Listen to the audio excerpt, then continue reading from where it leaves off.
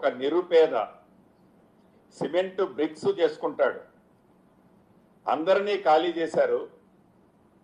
ఆ యాకూబు తన భార్య, తన కొడుకు, తనొక్కడు చాలా ఎత్తు ప్రదేశంలో ఉన్నాడు. ఇందాక నేను చెప్పినట్టు కనీ విని ఎరగని ఫ్లడ్ వచ్చింది, 1,60,000 అన్నాను. దీంతో అతను ఆ పూరింటిలో నివసిస్తూ ఫ్లడ్ వచ్చేసరికి పైకి ఎక్కాడు. మార్నింగ్ నుంచి నేను ఒక 25-30 టైమ్స్ అతనితో పర్సనల్ గా ఫోన్లో మాట్లాడుతూ ధైర్యం చెప్పుకుంటూ వచ్చాను.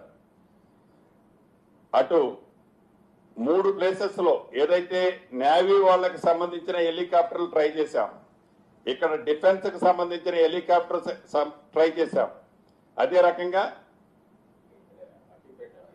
హకీంపేట ఎయిర్ ఫోర్స్ కు సంబంధించిన హెలికాప్టర్లు ట్రై చేశాం. లోకల్ రైన్లు హెవీగా ఉన్న కారణంగా ఏ ఒక్కళ్ళు హెలికాప్టర్ టేక్ ఆఫ్ తీసుకోలేము అనే పరిస్థితి ఉంది. ఏదైతే ఎన్డీఎఫ్ వాళ్ళని టీమును కూడా పంపించాం, బోట్స్ పంపించి, వాళ్ళు కూడా ఆ ఫ్లోలో మేము పనిచేయలేము అని అక్కడ నుంచి వాళ్ళు బ్యాక్ అయ్యి ఇంకొక ప్రదేశానికి వెళ్ళారు.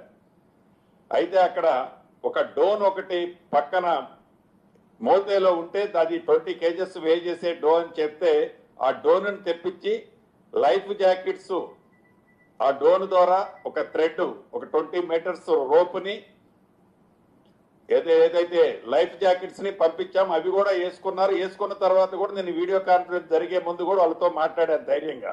ఆ వీడియో చూపించి వాళ్ళ ఆ వీడియో కాన్ఫరెన్స్ లో నాతో మాట్లాడేటప్పుడు వాళ్ళ ఆవేదన వర్ణాతీతం. అంటే చావు చనిపోబోతున్నాను అనేది ఆ తల్లి నాతో మాట్లాడి ఆ ఘోష ఇప్పుడు నాకు కనిపిస్తుంది. ఇప్పుడే ఆ గోడ కూలిపోయిందట 2 minutes ముందు. చాలా